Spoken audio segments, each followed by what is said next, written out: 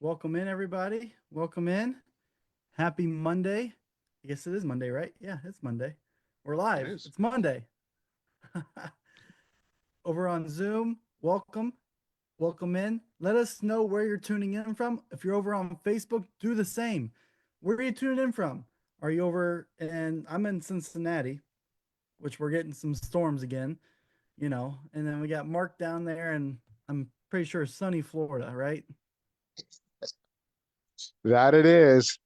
I have my windows wide open right now. It's been beautiful, actually. It's just stunning. So I can't complain. The weather's great. It has been one of the best winters I've been here for 25 years now, and it's just been some of the best winters. The weather's just been stunning from the first week of October. We're straight through. Usually this time of year we start getting the hot weather, but at least we still get the ocean breeze. But I'm loving it. Hey, Paul's back. Welcome back, Paul. Welcome in, Paul. Welcome in. We Yeah, got he was on last Okay. week. How you Yeah, doing, yeah, Paul? I'm very well. Thank you for sending me another invite. As you know, I buried my mother 2 weeks ago, and I got on your website last week, and I'm actually your neighbor for a week, clean up here. Then I'm going back up north. But something caught my eye. Is it open for questions and answers now, or Yeah, are you good? absolutely. Go right ahead. Okay, so I noticed you run a couple of different things, and as I told you, I sold some of my properties, and I have something going on in Maine. But I seen something that you're involved with as far as mobile home parks. Yes. So, how do you evaluate the mobile home park? Like, do you look for city water, city sewer? Um, There's a lot. I mean, they could go on. I mean, there's so much. That is one of the plays. You look at the city water. I mean, you do a whole due diligence. You got to kind of underwrite it. Um, there's a whole entire process of kind of going through that and kind of looking at it and then doing the diligence, structuring it with a seller. Um, I probably look at 150 to 200 mobile home parks and be able to close one deal because I just go through that whole entire process.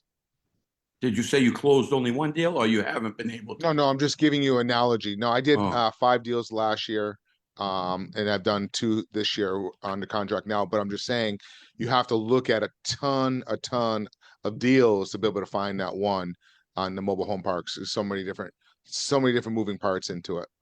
But So, so I guess the question mark is, did you have a team that you put yes, together to do that? Or because you basically were a banker and then basically went from like one house, one thing to another to another. So I was curious how you got that mentality. yeah, it took year. I learned that in a residential because it's less moving parts and it's easier to be able to do those type of deals. And we'll talk about some of those deals in a second. All the different type of creative seller financing deals. And then from there, over the years, talking to a seller on a residential home, he had a mobile home park, and so I ended up doing that one as well. And I did that through a seller financing strategy as well, where he became the bank. But yeah, you do. But I don't want to run the properties at all. I have partners that run the properties. I don't want to deal with all that. But I will look at the deal, underwrite it, and structure it through a seller financing, a creative seller financing. That's usually what I tend to do. But that's why I highly recommend first learning the residential and understanding all the different concepts and learning all the moving parts. And once you understand it, then you can take it. I've done multifamily, I've done businesses through seller financing. But right now I've been really focusing on the mobile home parks because that's kind of where everything's gone to, the affordable housing right now type of thing. But I am starting to get back into looking at more of the single families now because the prices have pulled down, especially, I've been staying out of Florida for a few years now, but in South Florida right now, in Fort Lauderdale, we have more homes on the inventory right now than what we've had. It's like almost the same type of inventory when the financial crash. So I'm starting to look at that. So we're seeing the market correction, and that's when I love it. That's when the best buying opportunities are. Everybody freaks out. Oh my God, the world's coming to an end. But that's where the opportunities are when the market shifts like that. So not that I have a ton of experience in seller financing. It's basically go to the bank, get the loan, and then every 5 years they have a chance to readjust the rate or whatever. the seller financing, are you finding that down here in South Florida, a lot of them have mortgages, right? So, You can buy those. You can buy those. There's several different. So seller financing, there's so many different strategies within seller financing. If you go to the main website, I have sellerfinancingstrategies.com. It kind of breaks all the different type of seller financing strategies, and it goes over certain ones. You have what's called a subject to, you have an agreement for deed, you have a land contract, novation, a sandwich lease option. So depending on what the seller's needs are, that will determine on the strategy. And each of these strategies took me years to learn. Like I'll do one strategy for about 2 years and then I went on to another one. So, but now when I kind of go through the process and I show people, it all comes down to listening to the seller and finding out what the seller's needs, and then that will determine on what kind of strategy we're going to end up doing. If a seller's not financial distress and they have a mortgage, I'm not going to pitch them subject to. They're going to look at me like I'm crazy. A subject to is keeping the existing mortgage in place with the seller and they transfer the deed over to you. But if a seller's not financial distress and say, hey, Mr. Seller, keep the mortgage in your name, they're going to look at you like you're crazy. So, and we get deals all day long because there's a big community out there pitching subject to. And we go right in there and we pitch them a different strategy and we get them all day long because we're saying, why would you do that? Because they don't want to do it.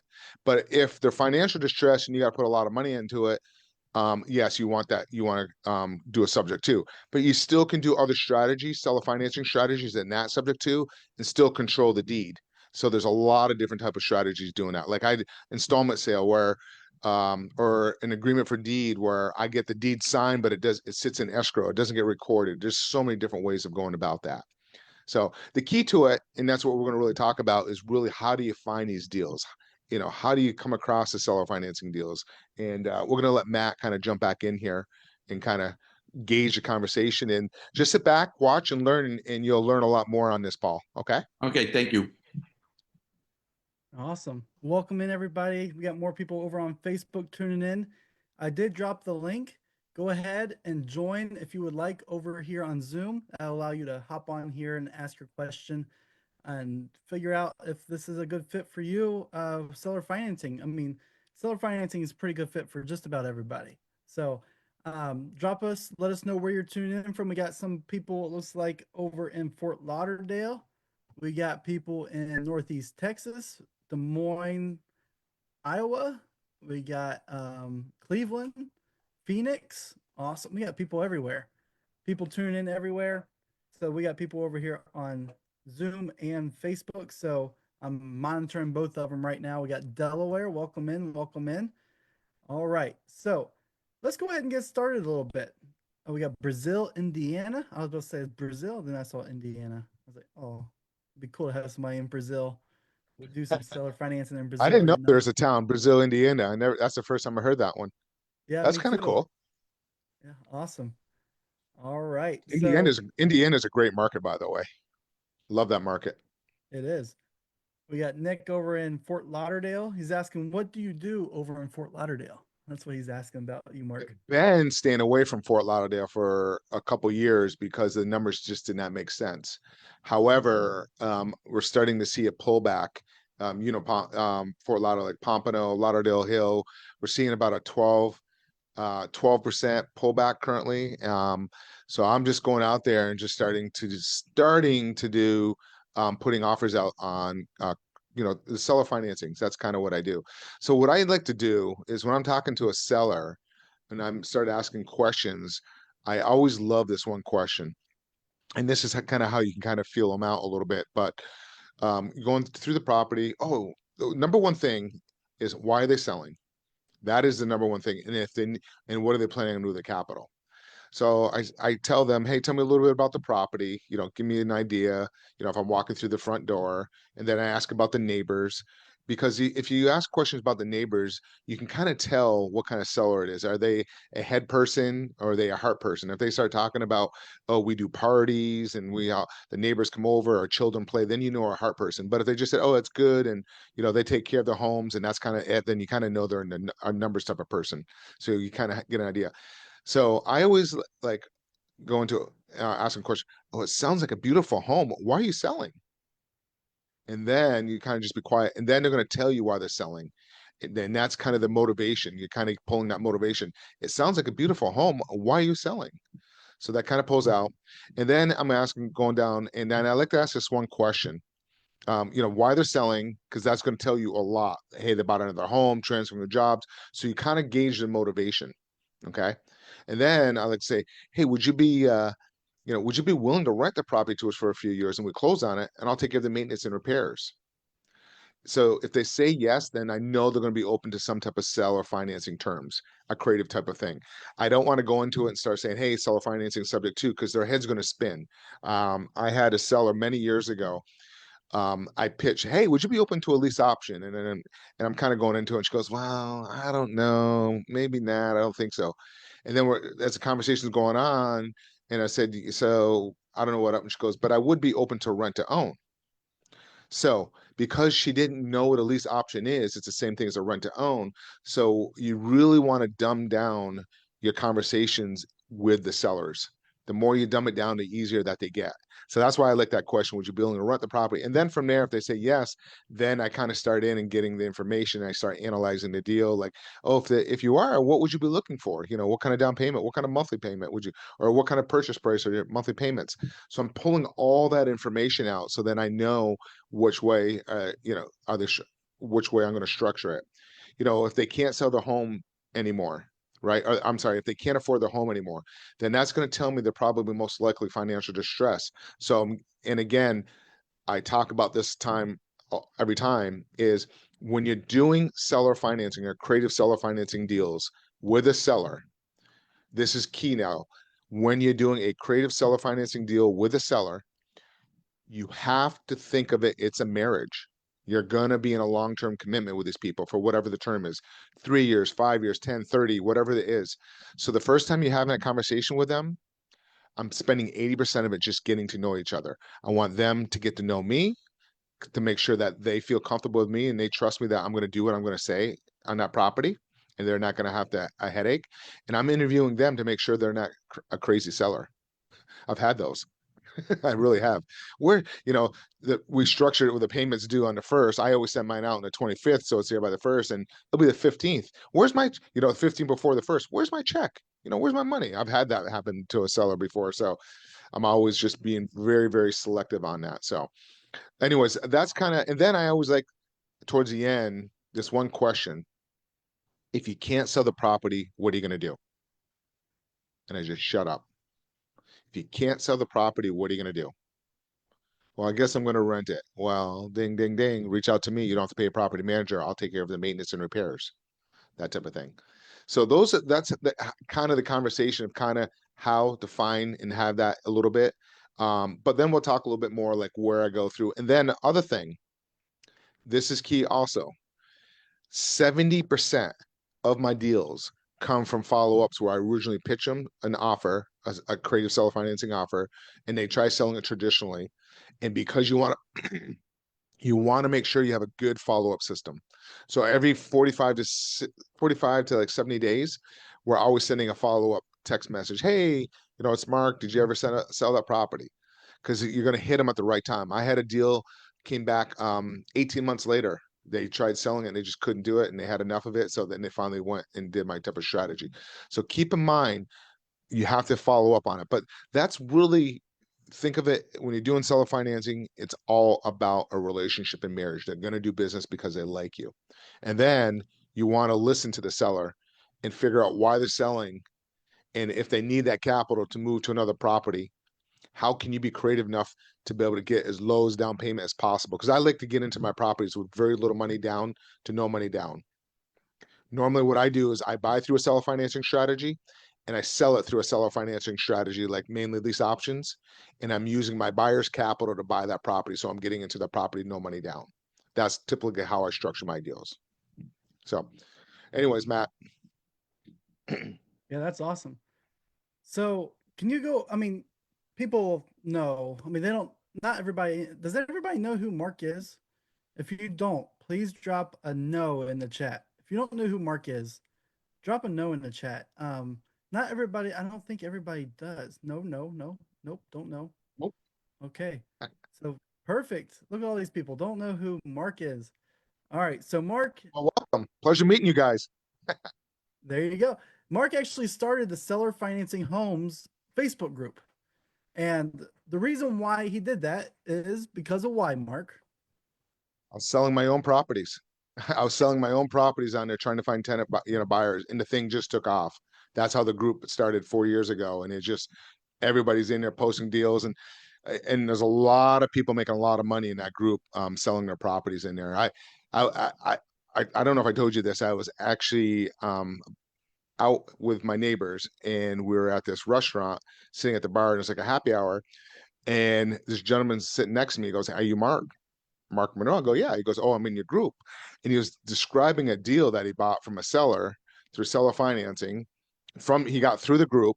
A seller was trying to sell her property, and he had it under contract, and he actually got it like $150,000 below value. But then the seller reached back out like 6 months to a year later, wanting to be paid off. And he goes, "Well, we're in a no. We're in a contract. My balloon's in 5 or 7 years. I don't remember what it was." And they end up negotiating, and she took another $100 and something thousand off the mortgage note to be able to be paid off much faster. So he ended up getting like $300,000 equity in that deal. So anyways, so a little bit about me. I wrote the book called Creative Real Estate Investing. It talks about all the different financing strategies. It was #1 on Amazon. But I started in 1995, doing real estate banking up in the Washington, D.C. area. And let me see what else I was going to say. I ended up having 107 loan officers working for me at one time, and my clients were investors, and I became friends with. So I started learning all these different strategies. So I first started learning sandwich lease options. If you don't have a lot of capital, highly recommend learning that strategy, because it's less risk on it, because you're not taking over the seller's deed versus the subject to. I know a lot of people jump right into subject to without knowing a lot about real estate. So I kind of recommend learning a little bit more about real estate before you jump into it, or find a good mentor or somebody to really have a good understanding, because you can really mess up a lot, and they can call the loan due. There's somewhat different ways. So what is a sandwich lease option? Okay. A sandwich lease option is you going to a seller, like I mentioned, would you be willing to rent the property to us? So I'm doing a lease agreement, rent to own with a seller, getting very little down, usually 1 month to 2 months. I tell them, like, because I'm going to take care of the maintenance repairs, and then it allows me to sublet it, and I put my end buyer into the property, and I have them put first, last, and security, and then maybe 3% down. So I'm using their money to buy the property, and I usually structure it whatever the market rent is for that area. I usually go like $250 below whatever the market rent is to my seller. And then I go usually $250 over the market rent what my buyer pays. So I'm cash flowing $500 a month on that deal. That's how I typically structure those. And then I usually take the maintenance. I take care of the maintenance and repairs, and I pass that on to my tenant buyer.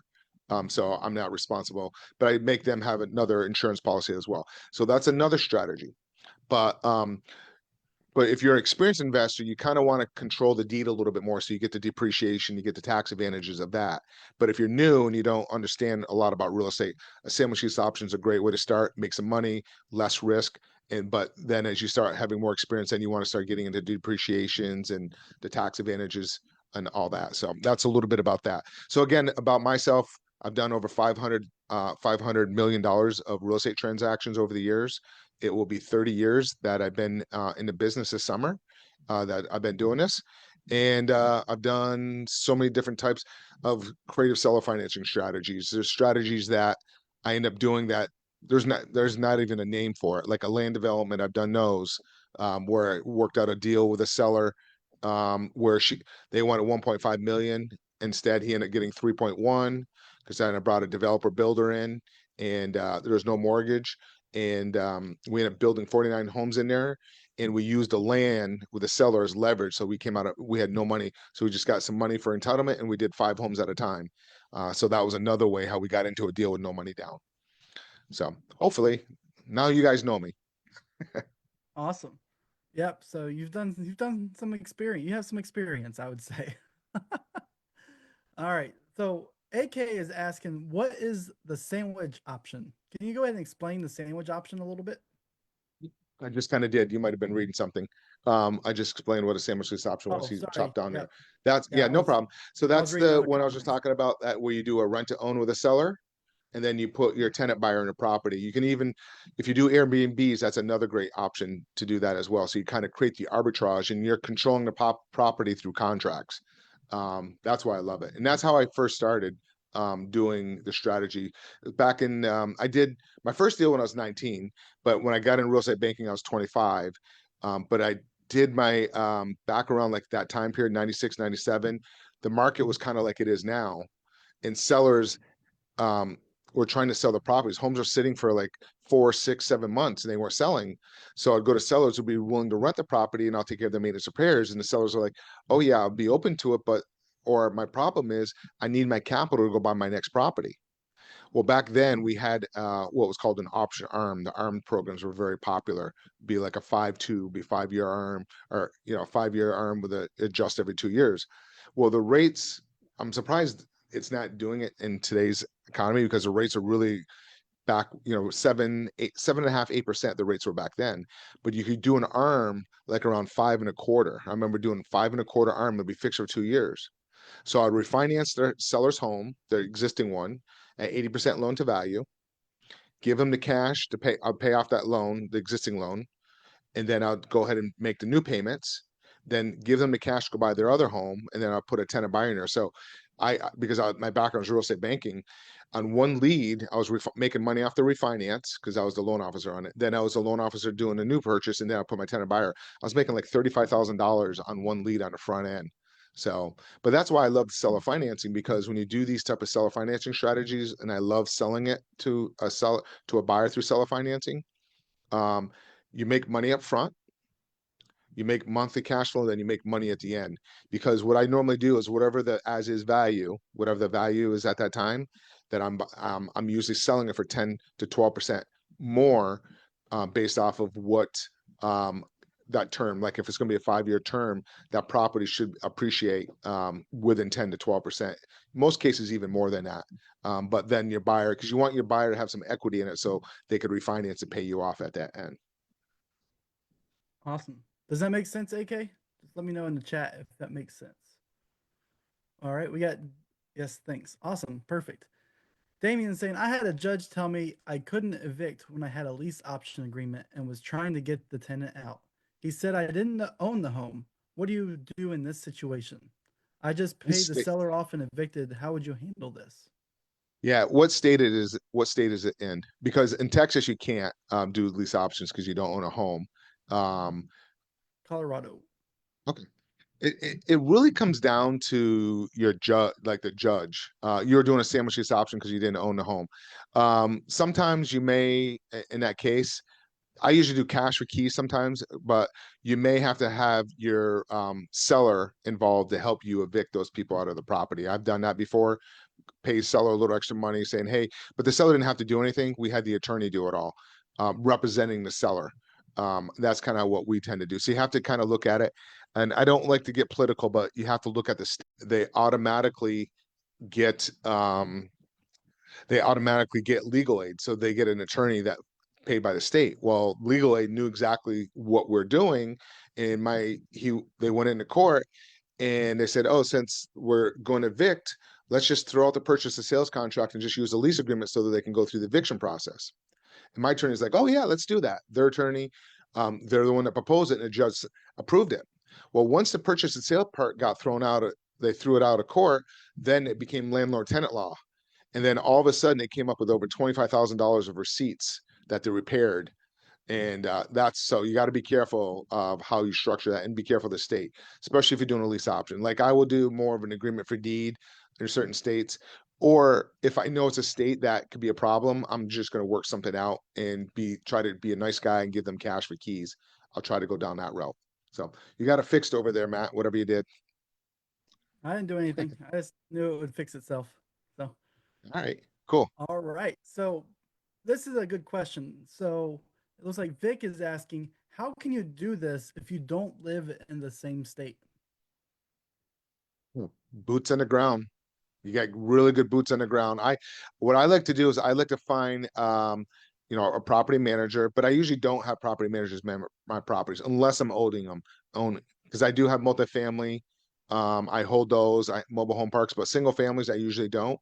I like to find a realtor that's a rental realtor to be my eyes and boots on the ground. That go through the property, take photos, videos, really look at it, making sure there's no damage to the property, and then my team, my admin we put ads up, we'll screen them, the tenants, make sure they can qualify first. Then if they qualify, we'll have them drive by the property, but they can't go inside. We want to make sure they like it. And then if they like it, then we try to schedule a showing like on a Saturday, like 3 or 4 people. And then I usually have my realtor there controlling the conversation with the seller, because I don't want the seller and buyers start having conversations, because things can go sideways. But I'm direct with my seller. I tell my seller exactly what I'm doing. This is what I do. I buy properties from sellers, and I tend to put my tenant buyers, I put people in the properties that eventually want to become homeowners, but we underwrite them. We're very critical about it. They may have some credit challenges, but my agreement is between you and I. So if anything happens to my tenant buyer and they stop paying, I keep paying no matter what happens, and I have to go through the process and evict them out. And that's happened before. That's part of the game.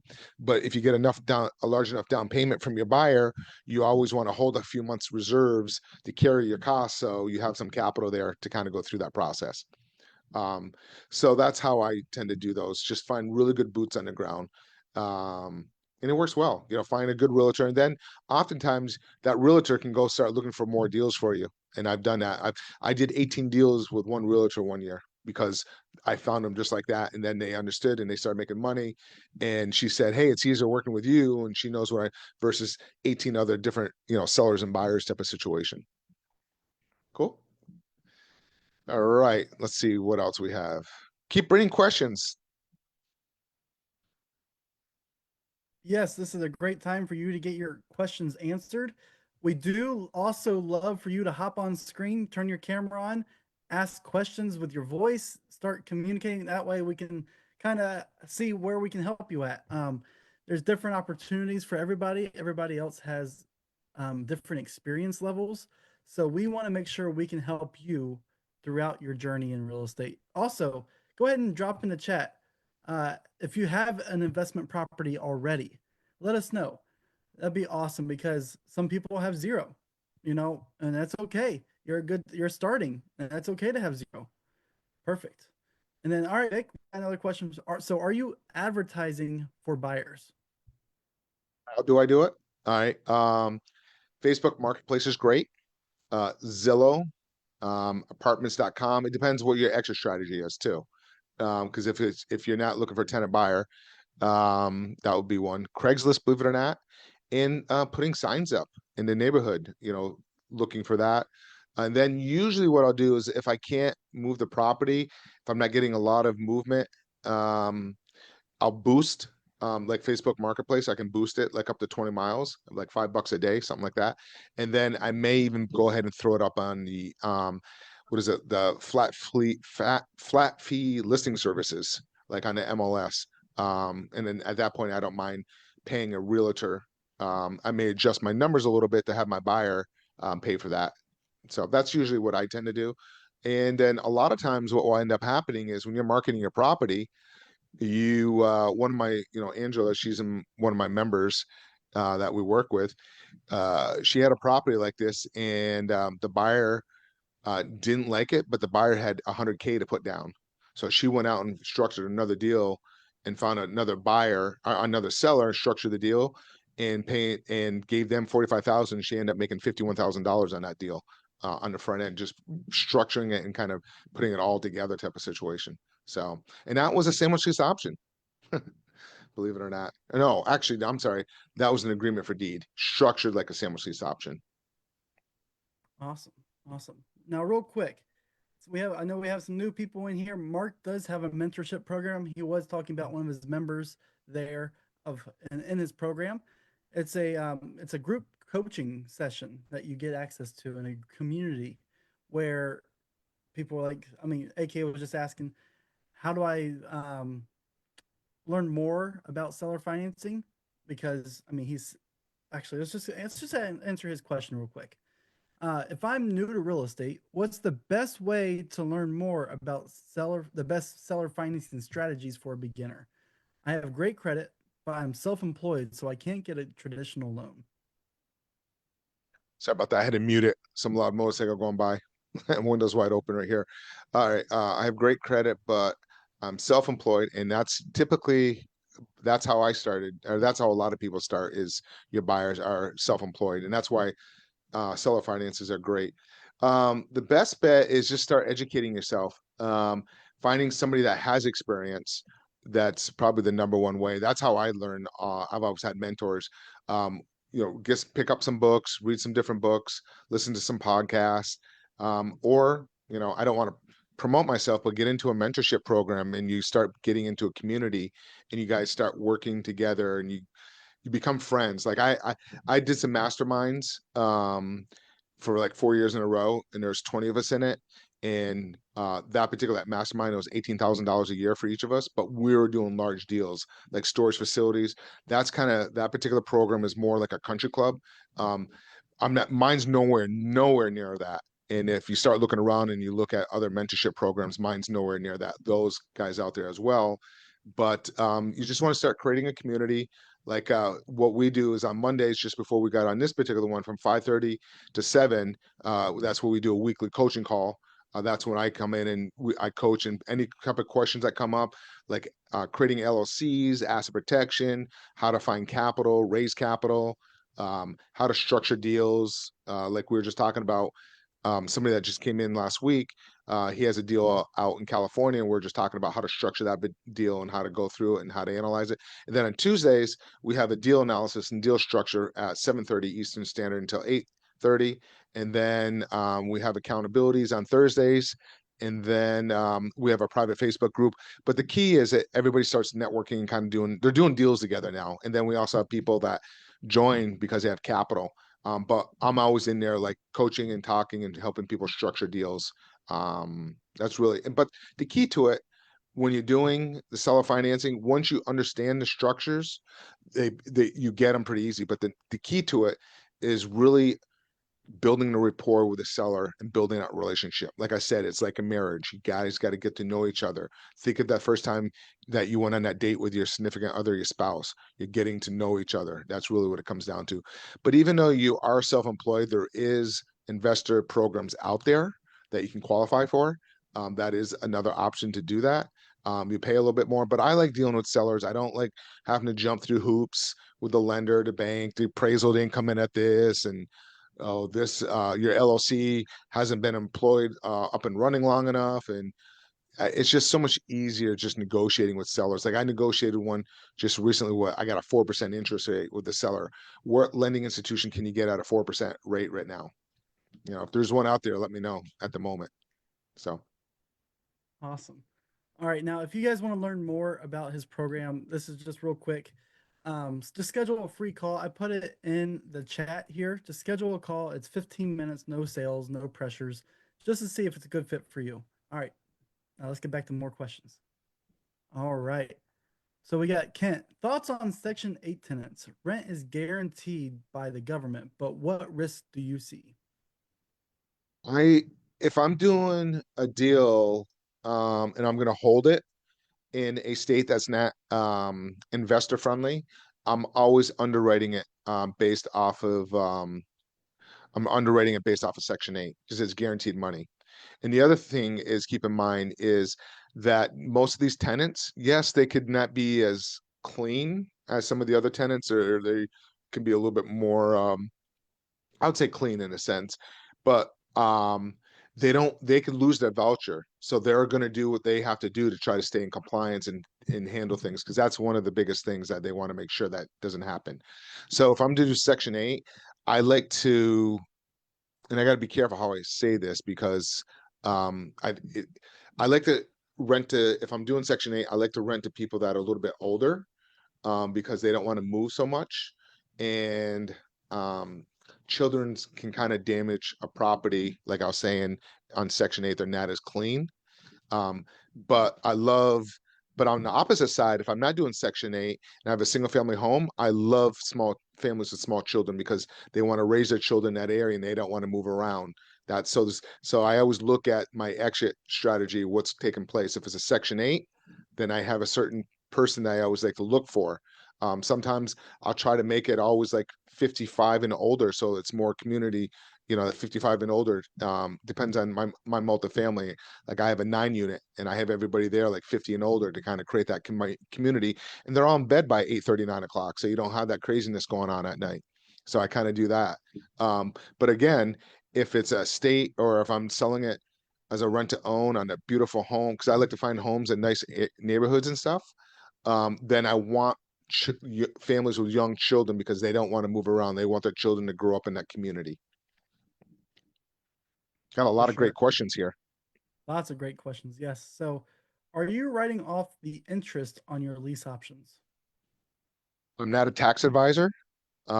Check with your tax advisor, but typically you cannot write the interest off on a lease option because it's just a lease agreement. It's a rental agreement. What Um, about the but depreciation? right, but you could technically write it off as a business expense if you have it in your LLC. So talk to your CPA about that. But if you're trying to get the depreciation, you could do a different type of strategy, like an agreement for deed, land contract, where that's all spelled out, where you get the depreciation taxes. But again, I'm not a CPA, so talk to a CPA about that. Okay. I'm telling you what I would do. Mhm. All right. Then we got Jenna. I have a home that I have a traditional loan on. I want to sell it with seller financing, but can't do a wraparound, so I would need about half down. Any suggestions? What type of sales price and how much are you looking for down in what state? Let us know, Jenna. We'll move She'll on to the pop that next in there. Say, question. Yeah, yeah, we'll move on yeah. to the next. We'll come Oh, there back we to go. her on that one. Oh, there we go. And feel free to, Jenna, to hop on, unmute yourself and ask and talk away. Sure. Um, I'm going to be frank. It's going to be in that price point. It's going to be so hard to have somebody come up with $75,000 down. It's what do you need to cap? Why do you need $75,000 down?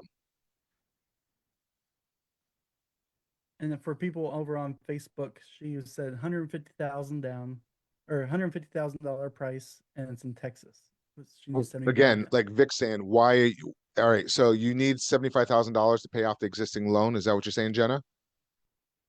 That's kind of how I'm taking it. Yes. Okay. So you'd sell that you can sell it as a wrap, like what Vic was saying. Keep the existing loan in place and then just wrap it in. But you don't need that other $75,000. You just want to pay that off. So I would just keep that existing loan in place and try to get a good enough down payment, like a 10, 20%. It's good. You're never going to get $75,000 down. I hate to say that, but you can get maybe 10% down, maybe 20%. It's going to be hard. Mortgage company wants it owner occupied. What kind of loan is it? Is it an FHA or VA? And how long has you been in this property? And why does the owner want it to be owner occupied?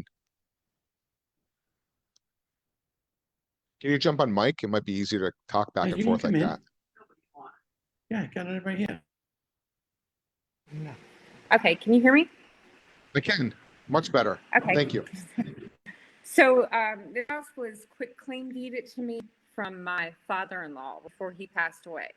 So his estate still owns mortgage, but they allowed my husband and I to take over that mortgage under the estate's name, under the condition that we own or occupy it.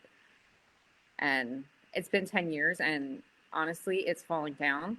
We want to be done with the house. Okay.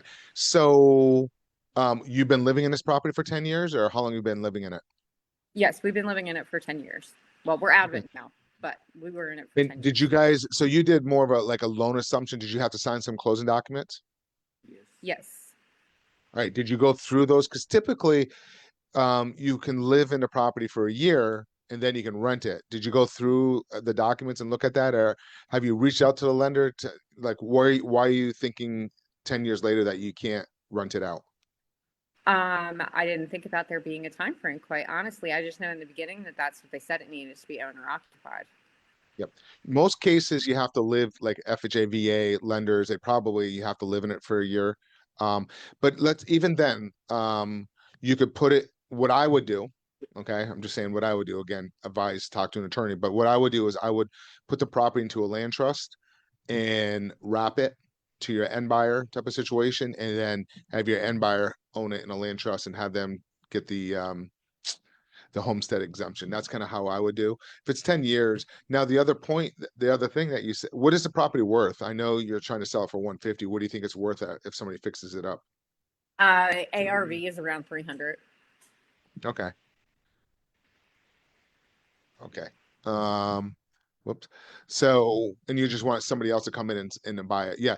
You're never going to get somebody to put $75,000 down and then have to put that much more money into it. It's going to be really challenging. I I would probably sell it as a handyman special. Okay. Somebody that is handy that can do it. Um, but what do you think it needs? How much do you think it needs in repairs? Do you think it really needs about 150,000? It's around 80,000. So it's still, you still got a good, you said the ARV is 300, so it's still a Yep. good deal in there for somebody. Well, that's what I was hoping for, but So, have you been trying to sell it yes. and you're just not getting any sellers? But you're open to seller financing. Yeah, I would probably, this is what I would do. I would sell it as a handyman special, like for 150, and try to get like probably $15,000 down and Okay. have them make sure they have capital to fix and put money into the property. That's what I would do, and make sure they have the money or whatever. Find out, are they handy? Can they fix it up over time? And then what I would do also is whatever that repair cost is, like say 80,000, Hmm. I would create another mortgage for $80,000. And if they don't do the repairs, then I would record that 80,000. But if they do the repairs, then say, hey, then that I won't file this. I just want to make sure that money's going into the property, make sure it's done correctly. That's what I would do. That's pretty smart. Yeah, that is. Yeah. My husband liked that one. Okay. Yeah. Thank you So, so much. but I you have a appreciate lot of, you have some options there to do stuff. And just start market as a handyman special. Say, normally I was going to fix it up. I was going to look for $75,000 down, but if you want to take it as is, um, and you're handy and you can fix it up, ask them, are you handy? Start interviewing the people up front, and you can market it as a handyman special. But normally I'm looking for $75,000 down. We're going to fix it up. But if you're handy and you want to do it yourself, I'll take $15,000 down, and then you can take the money and you can fix it up however you want, and you can do it over time. But what I'm going to do is I'm going to create another mortgage in there for that 80,000, and explain, there's an existing loan in place, and this is why you want to be upfront. Explain there's an existing loan in place, and this is why I'm structuring it. So what we're going to do is we're going to keep it in a trust, so you guys can be the beneficiaries of the trust, so you own it, but also you can get the homestead event exemptions on it as well. So that's kind of what I would do. Just don't do the address. A lot of people like put 123 Main Street Trust. Don't do that, because some lenders are starting to realize that that's what's happening. They're doing like a subject to on that one. So what I would do is, like, my last name is Monroe. So if I'm the seller, I would say Monroe dash FL01 Trust, something like that. So that would be my Okay. trust name. So then it looks like it's done for estate purposes. Okay. Perfect. Thank Awesome. you. It won't stop a due on sales clause, but it will Right. camouflage a little bit of it. So, but as long as you're making your payments, and the lenders won't have a problem with it. As long as you I keep would hope everything. so. Yeah. I don't think they want that house in that condition. So it would be wise. Yeah. Yeah. Most of them. That the problem is, years ago they knew what was happening, they didn't care. But the problem that's happening nowadays in the last 2 years, their subject to was always designed for us investors to stay in a deal. It was always designed for that. Like, we would buy it, so if anything happens to the end buyer, we would always step up to the plate and make payments, because that's agreement. Well, what's been happening is, the last couple of years, people are doing assignments and assignment/wholesaling on subject to. It was never designed. And now, and what they're doing is they're not qualifying the buyer to make sure they can afford it, and they're just looking for that large assignment fee. They're looking for that 10, 20, $30,000 down payment, and they're making that as their assignment fee, and they don't care, and they're just letting the seller deal with it. Well, what's happening is that now that end buyer is starting to default, and now it's becoming a big mess, and that's why they're starting to pay attention. That's why they will look at it and possibly do a due on sales clause because of that. Before, they didn't care about it, but I remember 2003 to 2005, people actually went to jail over that stuff because they were taking these people's hardworking money, putting, these people putting 30, 50, $60,000 down, and 3 months later they're losing the homes because but these people were doing it predatory. They're doing it on purpose though, looking for people's large down payment, kick them out and do it over again. And so that's kind of what's happening now. And it was, like I said, it was never designed for subject to. It was always designed for us to stay in the middle. And what's crazy is that these guys doing these wholesaling stuff and assignment fees, you can make the same amount of money and stay in a deal. Like one of my members of my program, she had a property that needed $35,000 worth of work, and she had a fix and flip going on, and she didn't have the money to fix it. And she was just going to do an assignment. She goes, okay. I'm like, all right, how much money are you going to want in that assignment? She goes, I'm going to try to get 15. I'm like, when it's all said and done, what are you going to get? She goes, I don't know, $8,000 to $10,000. I showed her staying in that deal. She was going to make $171,000 instead, and still getting $12,000 up front. Be selling it just like how I said, the handyman special, getting the buyer, and she's cash flowing $800 a month on that thing. So it just blows my mind. Like, you stay in the deal, and you always want to hold 3 to 4 months reserves. So if something happens, you have that reserve. So always have 3 or 4 months in reserves, and always make sure, even though you don't get your payment from your buyer, always have your payment going out on the 5th before the 1st.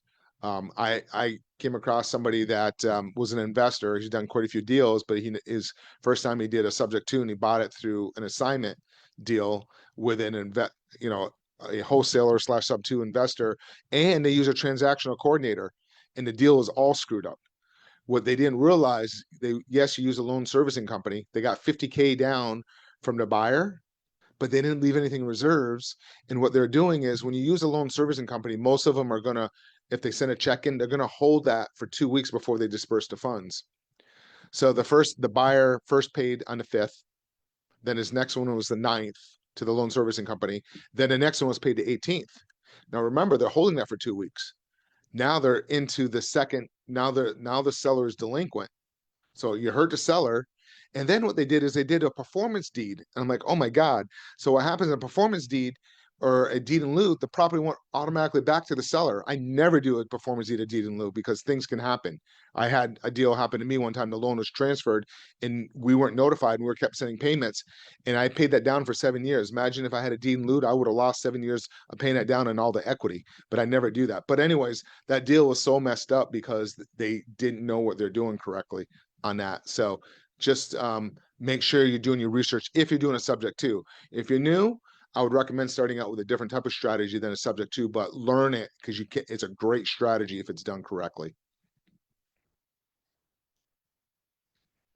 Awesome.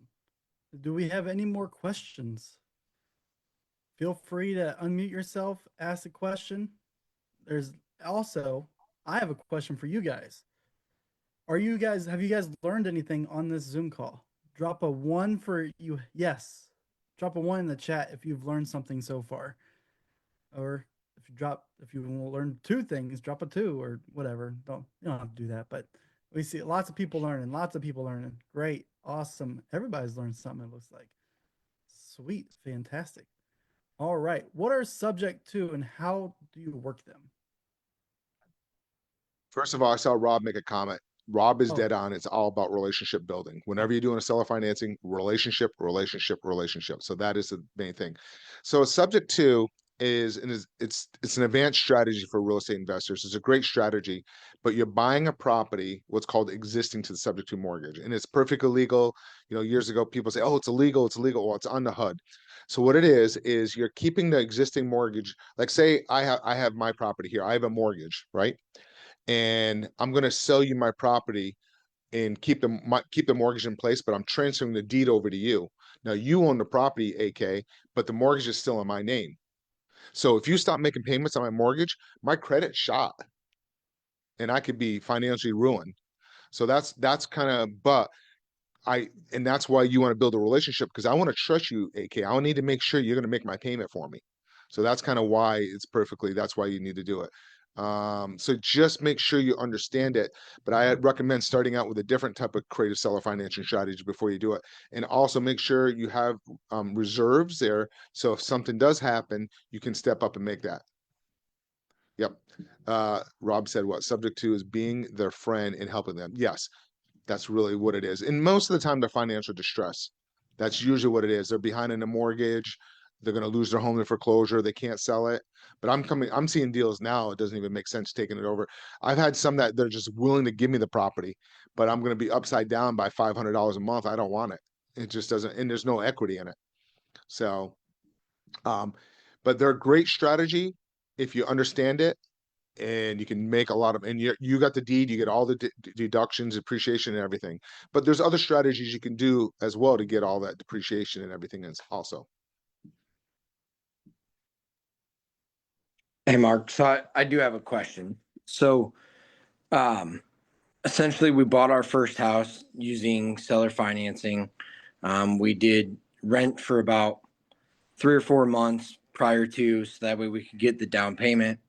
And now we're in a situation where we were building up our credit to be able to, through our LLC, through Chase Bank, get a business line of credit, so that way we could move forward. And so the agreement we signed to has a 5-year, Term balloon. Yep. term. Yep. And then balloons after that.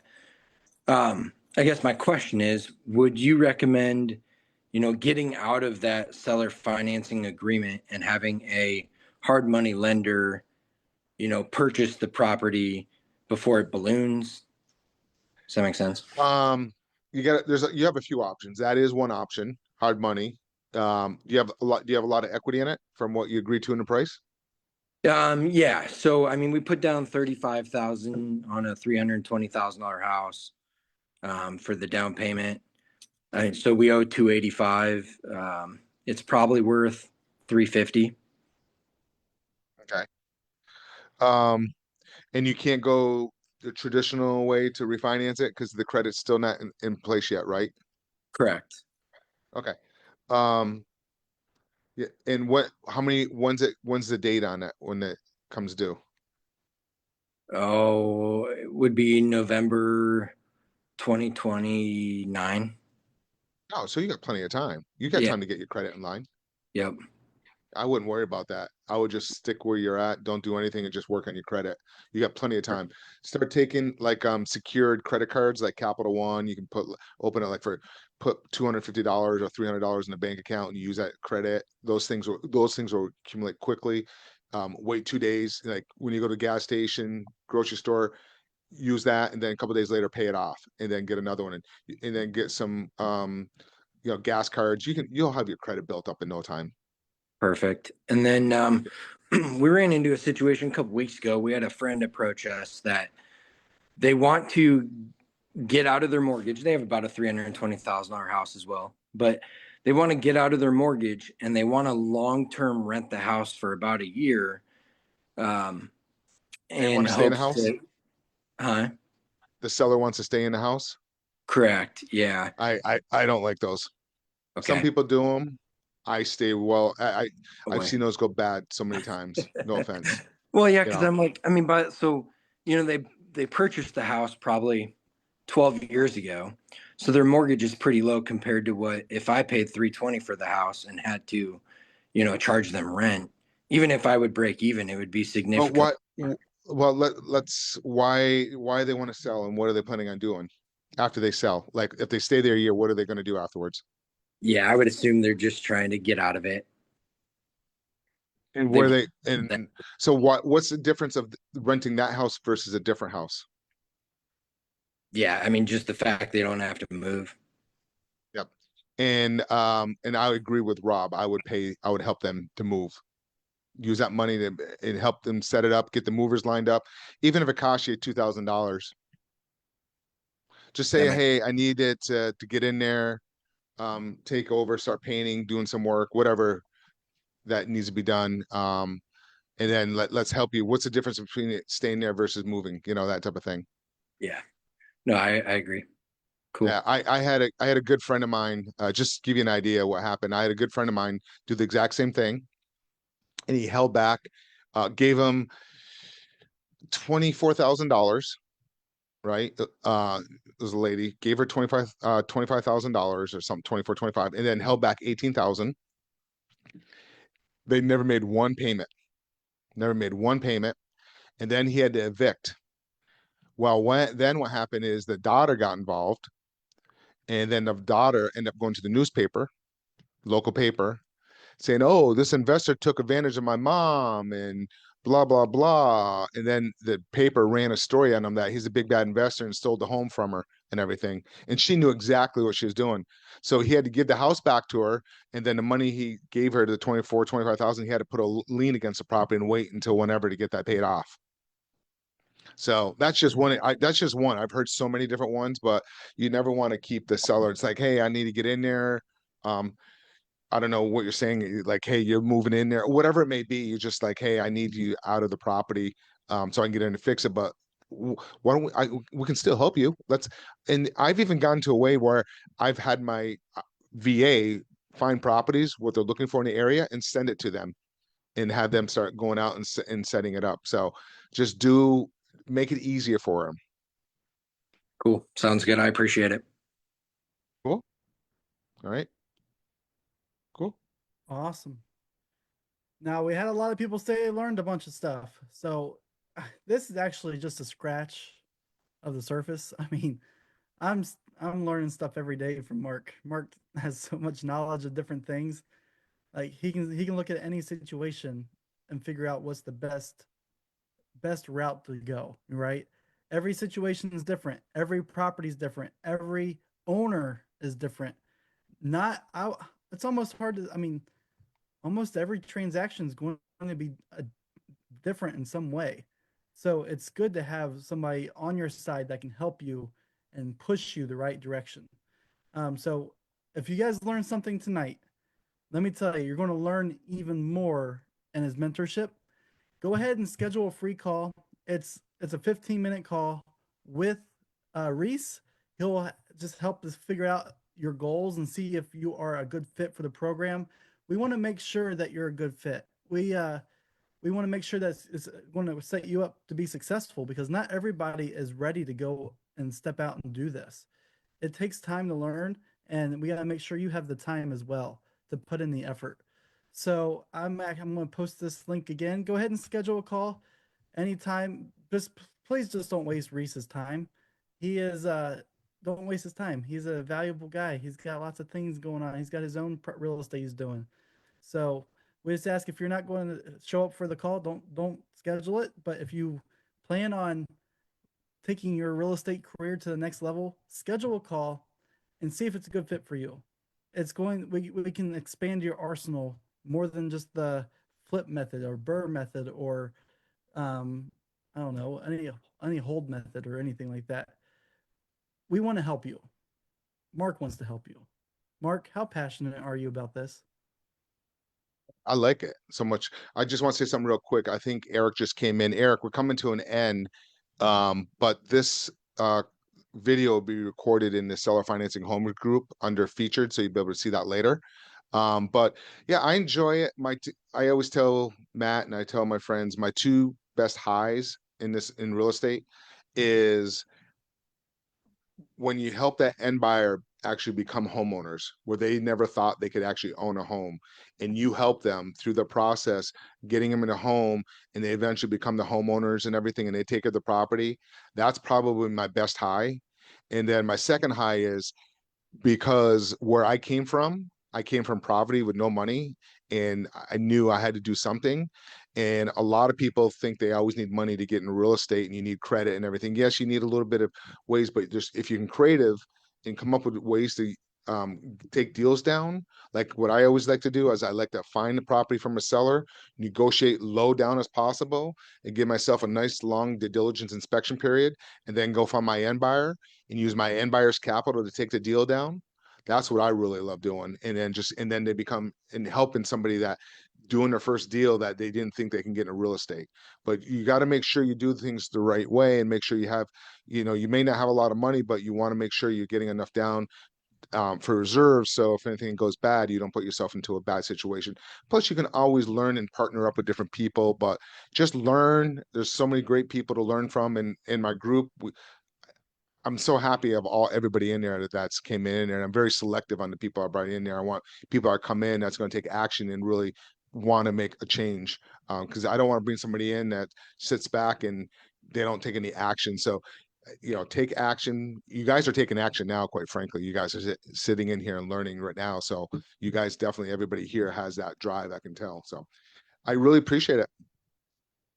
So, Mark, the only way to get a meeting with you is through that sellerstrategy.com call. Yeah, Yes, go make through sure you there. Go Yep. ahead. I'm sorry, Matt. Go ahead, Matt. Yeah. Go ahead and schedule a call through there.